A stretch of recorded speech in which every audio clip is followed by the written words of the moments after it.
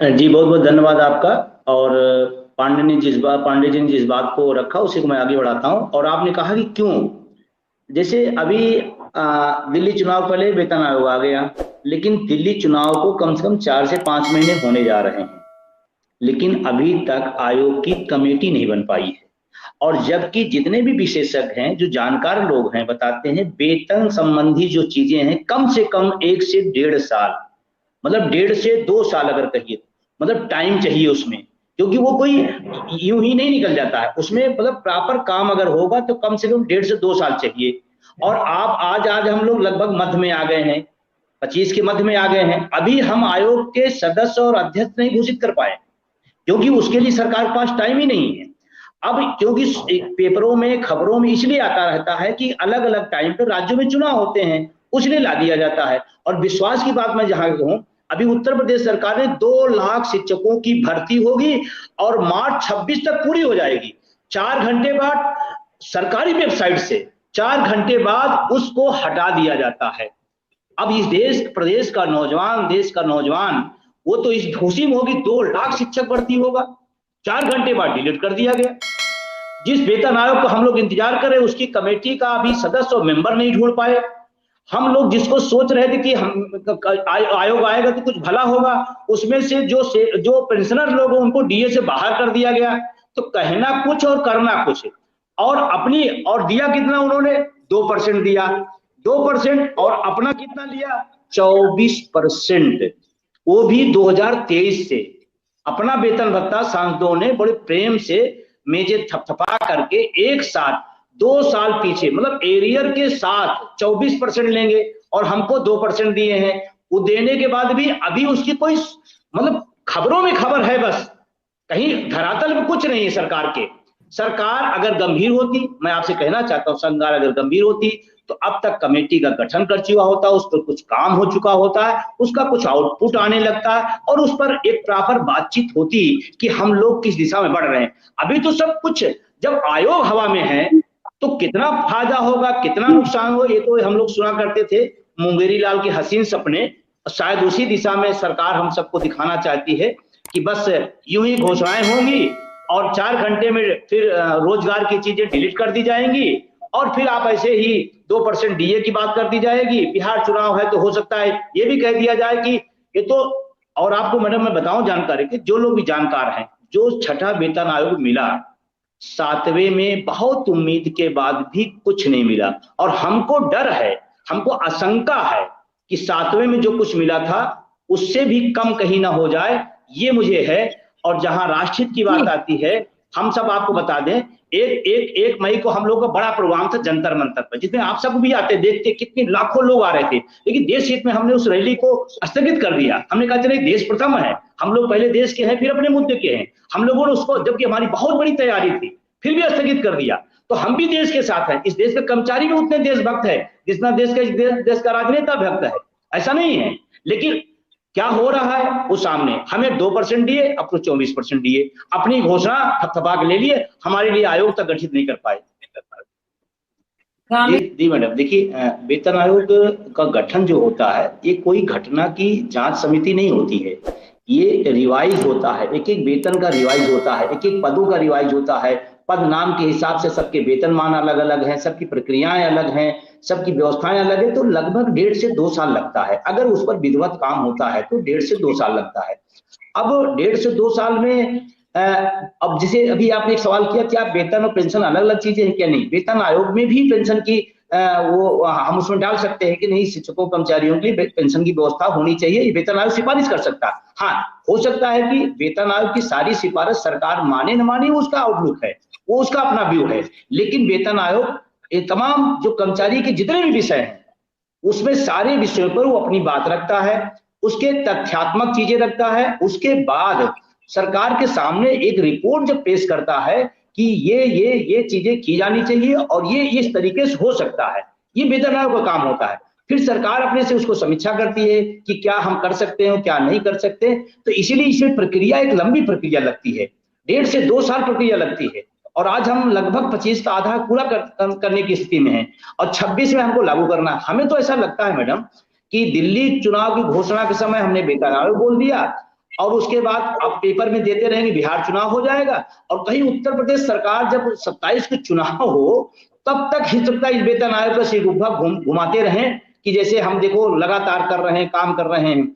रही बात, मैं कहता हूं कि सरकार का जो ये विधिक काम है, ये कोई राजनीतिक काम नहीं है, ये विधिक काम है, ये कानूनी, ये संस्थागत वित्त काम है। तो ये प्रक्रियागत है और इसको अधिकारी लोग मिल करके सारी चीजें करते हैं। तो अगर उनको समय विधिवत मिले, होगा क्या मैडम, अगर मान लीजिए जल्दी जल्दी करें तो बहुत सारी विषय, बहुत सारी चीजें छूट जाएंगी, बहुत सारे विषय रह जाएंगे। फिर ये होगा कि हाँ रिपोर्ट भी गई, आ भी गई, और उसके बाद दे भी दिया गया।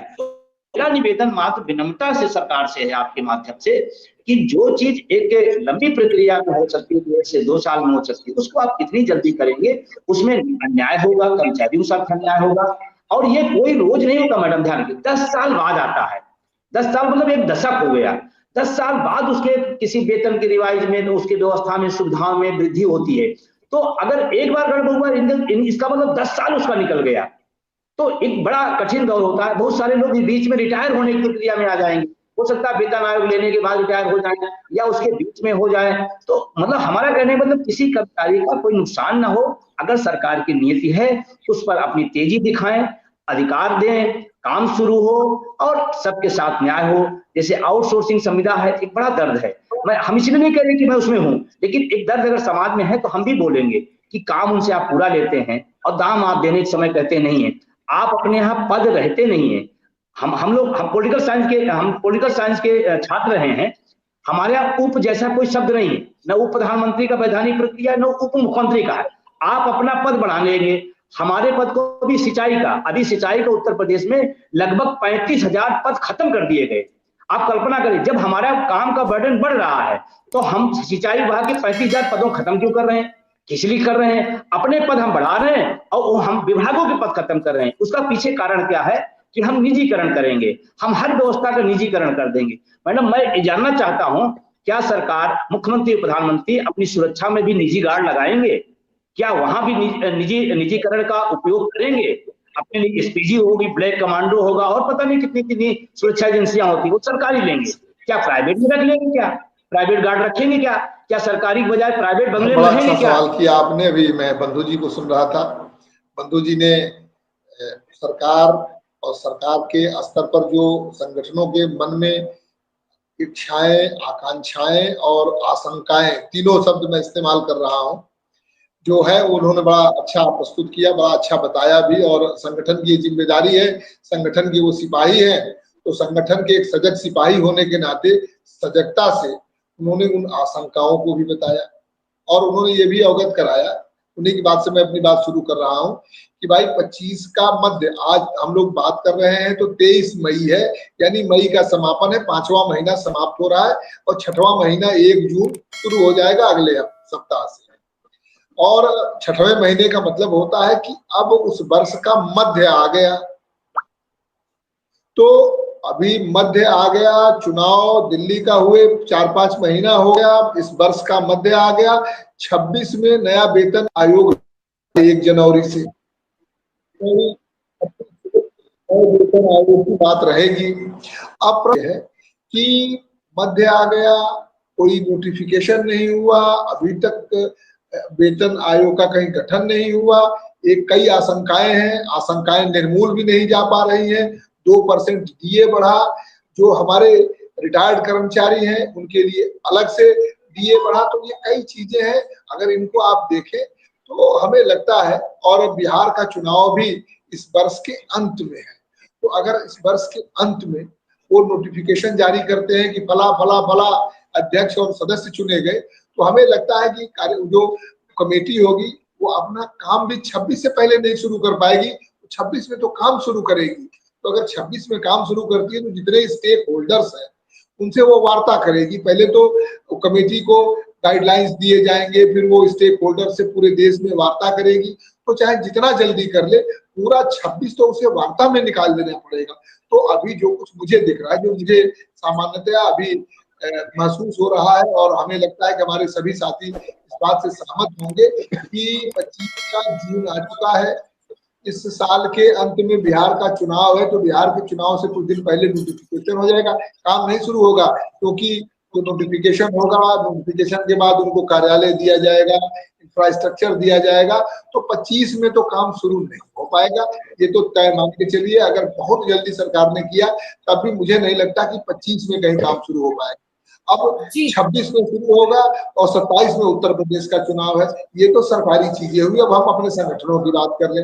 हम संगठनों की अब जिम्मेदारी बनती है कि जुलाई के बाद से, और जुलाई के बाद हम लोग अपने आंदोलन की बात सोचने लगे। जब तक हम आंदोलन को नहीं सोचेंगे, सरकार दबाव में नहीं आएगी।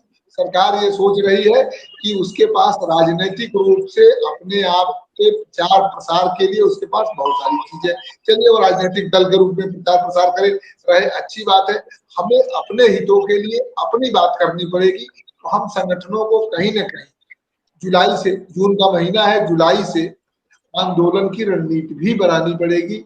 बिना आंदोलन के, अगर आंदोलन नहीं हुआ तो सरकार हो सकता है कि बिहार के चुनाव के समय इस बात का गजट कर दे, और शुरू करते करते 26, तो अगर हम लोग आंदोलन नहीं करेंगे जुलाई से, तो ये मान के चला जाए कि उत्तर प्रदेश का जब चुनाव आएगा, उत्तर प्रदेश के चुनाव का नोटिफिकेशन 26 के अंत में या 27 के शुरुआत में होगा।